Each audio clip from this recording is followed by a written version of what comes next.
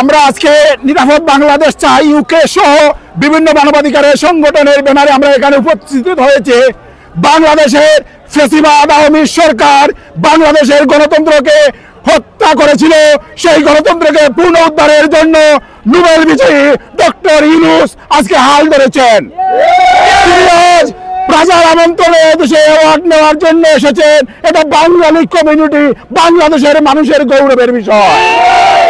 এই গৌরবকে আজকে নষ্ট করার জন্য আওয়ামী লীগের দূষণরা তার বিরুদ্ধে লেগেছে, তার বিরুদ্ধে স্লোগান দিচ্ছে।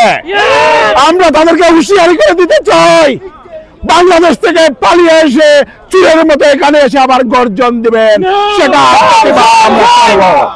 আমরা তাকে প্রতিবাদের মুখে আর দাঁড়াতে দেখতে চাই না। সিলেটের এক খালামাটা সান্ডা এসে বাংলাদেশের মাহবুবকে নষ্ট করতে সান্ডা সান্ডা। ডক্টর ইউনূসকে সমর্থন জানাতে আসছি যে ওনাকে আমাদের দরকার, ওনাকে আমাদের বাংলাদেশের জন্য আরো 5 বছরের জন্য দরকার, এটা আমি জানাতে আসছি। কি জন্য আপনার মনে হচ্ছে আরো 5 বছরের? কারণ গণতান্ত্রিক প্রক্রিয়ায় তো একটা সুষ্ঠু নির্বাচন দেওয়া অতিশয় জরুরি। অবশ্যই নির্বাচন হতে হবে, কিন্তু তার আগে বাংলাদেশে প্রচুর সংস্কার করা প্রয়োজন, যেগুলো ওনাকে করতে হবে, এটা একটা ব্যাপার। আর আমাদের অনেক স্বপ্ন ছিল স্বাধীনতার পর থেকে 54 বছরে, যেগুলো হয়নি। উনি অনেক কিছু করছেন যেটা দেখতে পাচ্ছি, এবং এটা আমরা চাই এগুলো হোক। এগুলো সব শেষ হওয়ার পরেই নির্বাচন হবে।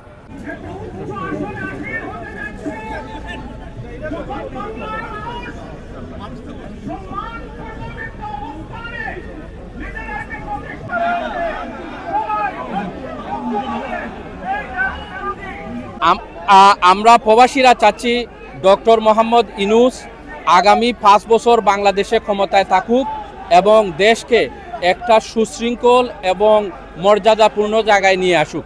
এই জন্য আমরা ডক্টর মোহাম্মদ ইউনূস সাহেবকে সাপোর্ট করার জন্য আমরা প্রবাসীরা এই আলতাবালি পার্কে এসেছি।